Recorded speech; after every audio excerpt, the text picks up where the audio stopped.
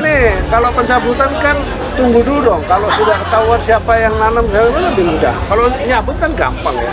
Tapi kan nyabut juga seperti kemarin misalnya saya mendengar berita ada pembongkaran oleh institusi Angkatan Laut, misalnya seperti itu. Ya saya nggak tahu. Harusnya itu barang bukti. Setelah dari hukum sudah terdeteksi, terbukti, sudah diproses hukum, baru bisa. Jadi sampai saat ini belum ketahuan siapa yang masang? Belum. Kita sedang penyidikan. Kan nggak bisa cepat ya. Dan nggak bisa menuduh banyak orang juga. Pak Menteri, sebagai penegasan Pak Menteri, berarti ini ilegal ya Pak Menteri? Apanya? Ilegal pemasangannya itu ya? Sangat ilegal. Sangat ilegal. Panglima TNI Jenderal Agus Subianto menegaskan bakal terus melanjutkan pembongkaran pagar laut sepanjang 30 km di perairan Tangerang, Banten. Hal ini merespon pernyataan Menteri Kelautan dan Perikanan Sakti Wahyu Trenggono yang menginginkan pembongkaran pagar laut di kawasan Tanjung Pasir, Kabupaten Tangerang, Banten ditunda. Jenderal Agus menyampaikan pembongkaran pagar laut adalah mandat Presiden Prabowo Subianto. Hal itu sudah menjadi perintah yang harus dilaksanakan. Jadi selain kami banyak mendengar keluar dari masyarakat yang aksesnya agak terhambat mereka dalam mencari nafkah, kami atas perintah Presiden Republik Indonesia melalui Bapak Panglima TNI dan Kepala Staf Angkatan bersinergi dengan masyarakat untuk membuka akses minimal pagar yang menutupi akses keluar masuk nelayan itu yang akan kita bongkar pada pelaksanaan kegiatan siang ini. Agus menyatakan keputusan melanjutkan pembongkaran pagar laut itu juga mempertimbangkan keadaan masyarakat yang terdampak. Menurut Panglima TNI, pembongkaran yang dilakukan jajarannya dilakukan justru dapat membantu masyarakat. TNI akan tetap membongkar pagar laut sepanjang 30 km tersebut. Dengan dalih, pembongkaran juga melibatkan semua stakeholder bidang maritim. Dijajah itu semenjak tahun 2004, yaitu kasus tentang penambangan pasir laut. Penambangan pasir laut itu wilayah pesisir Banten yang materialnya dibawa ke reklamasi Teluk Jakarta, dan itu PIK 1. Ya. Dari PIK 1 Kang Holid sudah menderita ya? Udah menderita. Nah kemudian ketika ini kita perang, tembakan di laut segala macam, tembus kita PT UN tahun sampai yang jelas berhenti semenjak tahun 2016.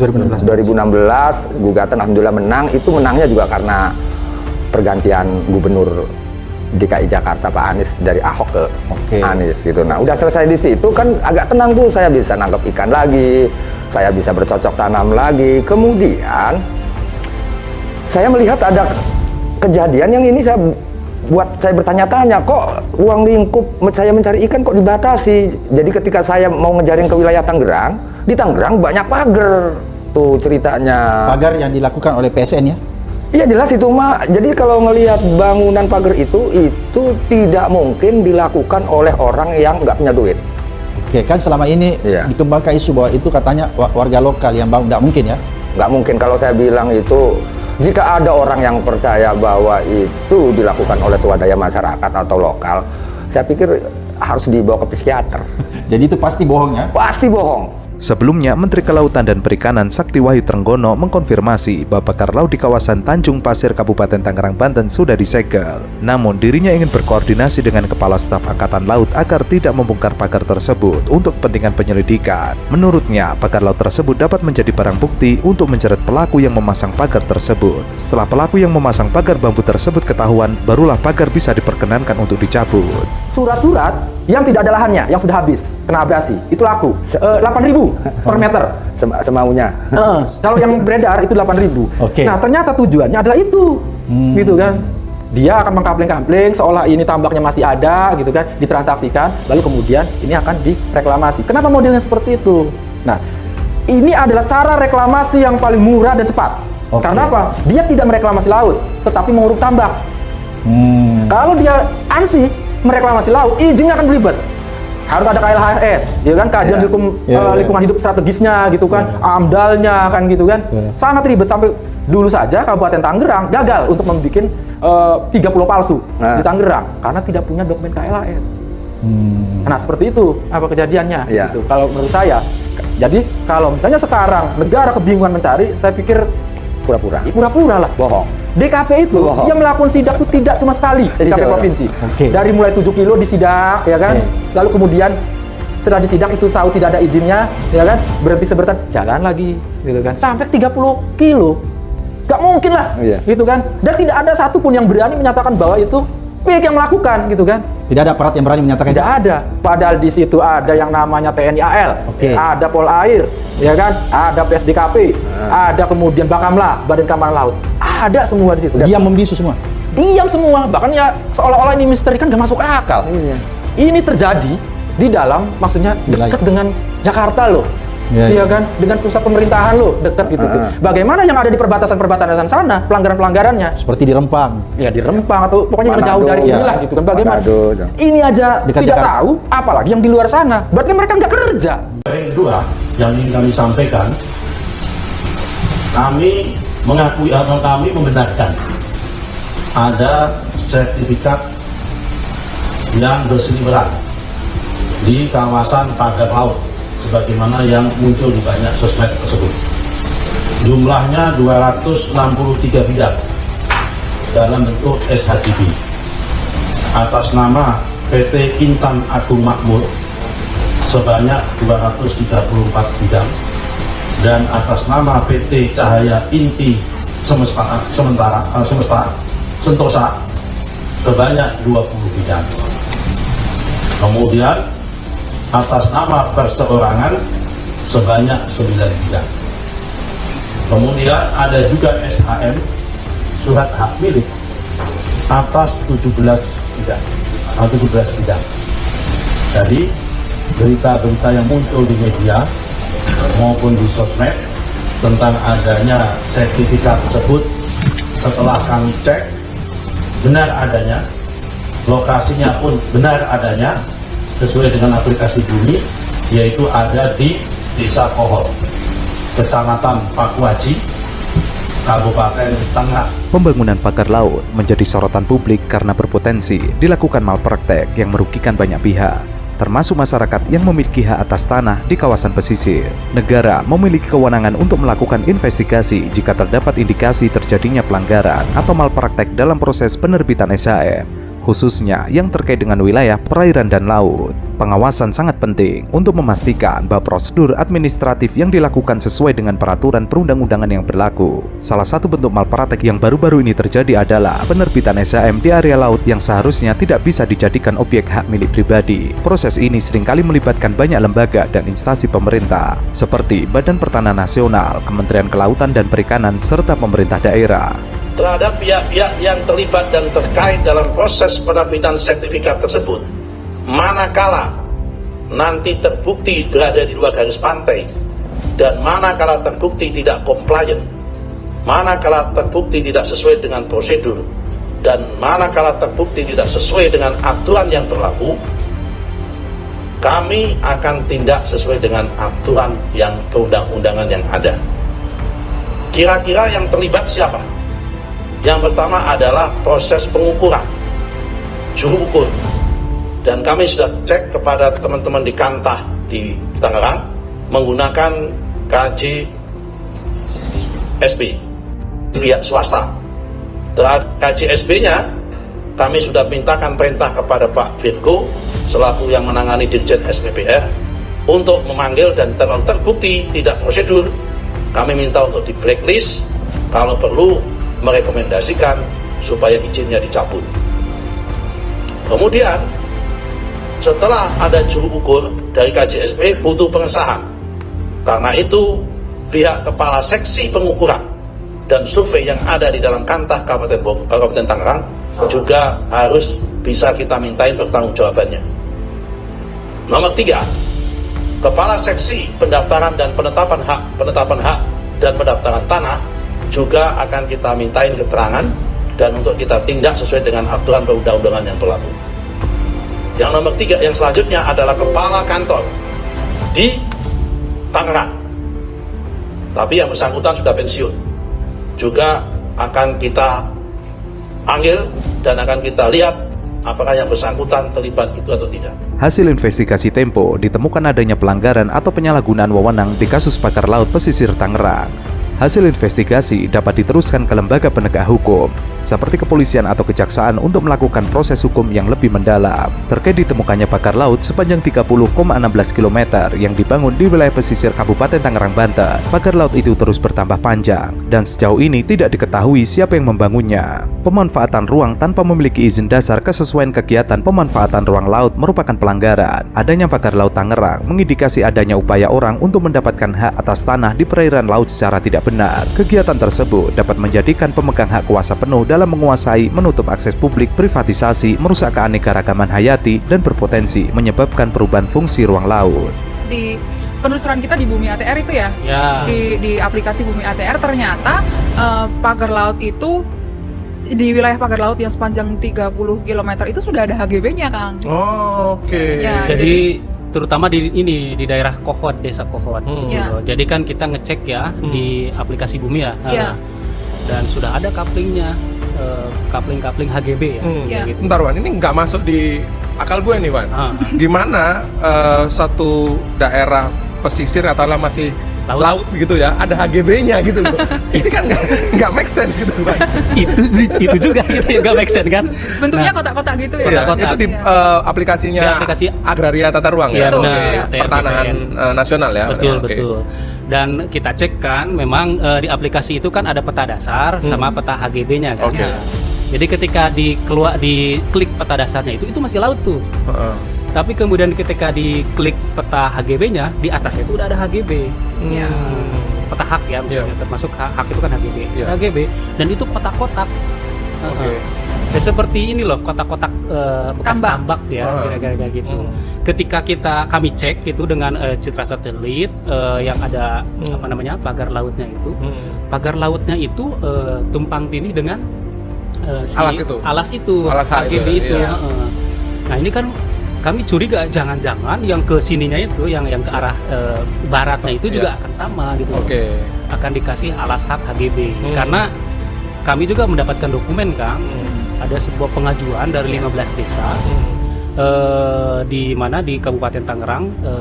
Jadi kami menemukan dokumen surat berkop desa ya. Ada 15 desa yang mengajukan surat kepada Dinas PU dan Tata Ruang Banten untuk mengajukan pergeseran batas laut, batas wilayah. Artinya kalau pergeseran semakin menjorok, daratannya semakin menjorok ke laut.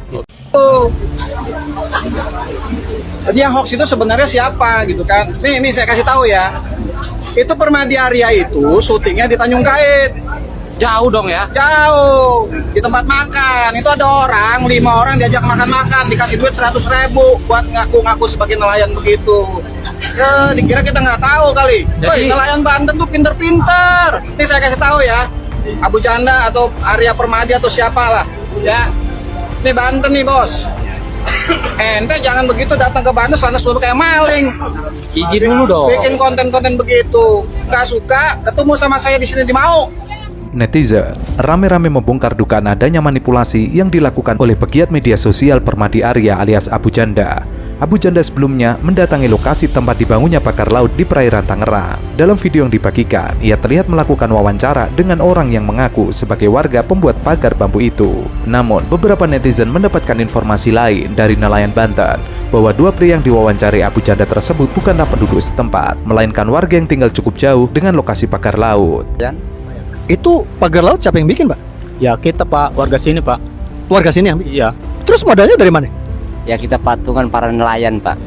Oh, jadi ini modalnya dapat patungan? Iya, Pak. Ya dari patungan dari nelayan, Pak. Gimana cara bikinnya, Pak? Kita pasang satu-satu dari pinggir, naik perahu, nyampe tengah. Oh, jadi bukan pakai beko ya, Pak ya? Enggak, Pak. Naik pakai perahu, Pak. Oh, ke tengahnya pakai perahu. Jadi jelas ya guys ya, itu video beko itu hoax. Saya udah cek, itu video beko itu adanya di Bekasi, bukan di sini. Berapa lama jadi sampai tengah gitu, Pak? Ada 5 tahunan, Pak. Kita nyicil pelan-pelan nyampe kelar. Oh, jadi ini ngebangun sampai tengah ini udah ada 5 tahun? Udah ada, Pak, 5 tahun, Pak. Jadi jelas ya, yang bilang ini pagar laut ini sebulan jadi itu hoax. Bahkan dari keterangan yang didapat, warga itu mendapatkan imbalan Rp100.000 untuk membuat konten dengan Abu Janda. Abu Janda dalam video tersebut mengatakan ada sebelah hoax yang sengaja digoreng oleh pihak yang tidak bertanggung jawab soal pagar laut sepanjang 30 km yang dipasang di pesisir utara Kabupaten Tangerang. Ada pesan-pesan yang mau disampaikan Pak? Ada dengan Bapak kita Presiden, Pak Prabowo. Ini bambu kita bikin capek-capek, tolong jangan dihancurin karena sangat berguna. Jadi Pak Prabowo beserta jajarannya jangan termakan hoax pagar laut ini milik PIK 2 atau milik Agung Sedayu ya Pak. Pagar laut ini saya bisa pastikan milik nelayan warga sini Pak. Yang bilang pagar laut ini milik Sembilan Naga itu provokator Pak. Niatnya mau rasis ke warga minoritas dan mau adu domba bangsa. Ditangkapin aja tuh Pak orang yang bikin gaduh kayak gitu Pak. Menurut Permadi Arya, pagar laut tersebut adalah milik pengelola Pantai Indah Kapuk dan berfungsi mencegah abrasi. Karenanya, Permadi meminta masyarakat jangan mudah percaya hoax seputar pagar laut yang sengaja digoreng untuk membuat kegaduhan. Saya perlu sampaikan kalau di dasar laut itu tidak boleh ada sertifikat. Jadi itu udah jelas ilegal juga. Nah, artinya memang ini kan dilakukan proses pemagaran itu tujuannya adalah agar tanahnya itu nanti naik. Semakin lama semakin naik. Jadi kalau ada ombak datang, begitu ombak surut, dia ketahan. Sedimentasinya ketahan. Boleh dibilang seperti reklamasi yang alami begitu, ya. Jadi nanti kalau terjadi seperti itu akan terjadi daratan. Dan jumlahnya tuh sangat besar. Tadi saya laporkan kepada Bapak Presiden, dari 30 hektar itu kira-kira sekitar 30 ribuan hektar. Itu. Ya benar, itu kan dari awal kami kenapa kemudian kekeh gitu ya. Karena metodenya begini nih. Jadi dalam pagar laut itu dokumennya menyebutkan ada dua. Yang pertama dari bibir pantai itu 100 meter. Pak, sana ya. Yang kedua 200 meter. Ketika misalnya titik panjang pertamanya 200 meter terjadi ruang kosong. Ruang kosong jadi perairan, disitulah bambu dipasang. Saat ruang kosong ini berproses, sedimentasi alamiah masuk, izin di sana ini juga dapat. Ini teknik merampok gaya-gaya HGU. Jadi tanpa biaya dia. Panglima TNI Jenderal Agus Subianto menegaskan bakal terus melanjutkan pembongkaran pagar laut sepanjang 30 km di perairan Tangerang, Banten. Hal ini merespon pernyataan Menteri Kelautan dan Perikanan Sakti Wahyu Trenggono yang menginginkan pembongkaran pagar laut di kawasan Tanjung Pasir, Kabupaten Tangerang, Banten ditunda. Jenderal Agus menyampaikan pembongkaran pagar laut adalah mandat Presiden Prabowo Subianto. Hal itu sudah menjadi perintah yang harus dilaksanakan. Agus menyatakan keputusan melanjutkan pembongkaran pagar laut itu juga mempertimbangkan keadaan masyarakat yang terdampak. Berapa kali saya pernah sampaikan, tinggalilah misalnya per desa itu ada 20 meter. Tetapi terlalu kecil amat urusan, masa ngurusin bambu aja ribet amat gitu ya kalau nggak ada masalah. Ini si Cokro-Cokro ini kan ngomong nih, ya Kroco-Kroco ini ngomong saya, ya sudah tangkap nih bajigur-bajigur ini. Karena KKP mengklaimnya apabila bambu itu dicopot takutnya merusak ekosistem begitu, Pak Mukri. Apanya ya sudahlah benerin aja. Tapi itikatnya itu contoh udah jelas-jelas ada yang mengaku ya. Ngaku nih kami masang swadaya Ya sudah ambil apa masalahnya? Minta sidik, lidik, lakukan pada gundal-gundal ini. Jelas-jelas kok mereka. Ngapain rumit-rumit amat? Berarti ini sampai diundang, sederhana begitu sampai ya? diundang kayak orang kawinan nunggu seminggu. Apa? Lambat kerjanya kan, tak. Gimana Republik mau maju? Menurut Panglima TNI, pembongkaran yang dilakukan jajarannya dilakukan justru dapat membantu masyarakat. TNI akan tetap membongkar pagar laut sepanjang 30 km tersebut. Dengan dalih, pembongkaran juga melibatkan semua stakeholder bidang maritim. Sebelumnya, Menteri Kelautan dan Perikanan Sakti Wahyu Trenggono mengkonfirmasi bahwa pagar laut di kawasan Tanjung Pasir, Kabupaten Tangerang, Banten sudah disegel. Namun, dirinya ingin berkoordinasi dengan Kepala Staf Angkatan Laut agar tidak membongkar pagar tersebut untuk kepentingan penyelidikan. Menurutnya, pagar laut tersebut dapat menjadi barang bukti untuk menjerat pelaku yang memasang pagar tersebut. Setelah pelaku yang memasang pagar bambu tersebut ketahuan, barulah pagar bisa diperkenankan untuk dicabut. Kalau kami kasih clue, titik-titik ujungnya grup dari 2 PT itu. Silahkan, ini tugasnya negara untuk mencari siapa mereka. Tapi poin kami di sini adalah menyampaikan bahwa sekali lagi tidak akan pernah gugur kami menyebut motif upaya jahat untuk melakukan pengurugan laut seluas 9.000 hektar disebut dengan reklamasi. Ya, kita mulai. 1. Coba lihat yang namanya Tanjung Burung, ini persoalan pagar ini, pada bulan April dia akan belum terlihat kalau menggunakan central Landsat atau spasial. Dia mulai terlihat di bulan Agustus. Itu ya. 2023. Di mana Tanjung Burung sampai ke Kohod. Yang berikutnya, yang HGB termasuk sertifikat hak milik itu ada di 3 desa. 1 Kohod, 2 Keramat, yang 3 Tanjung Burung. Tanjung Burung, Kecamatan Teluk Naga. Kohot dan Keramat ada di Kecamatan Paku Haji kalau tidak salah. Seperti itu ya. Nah ini berarti dia sistematis.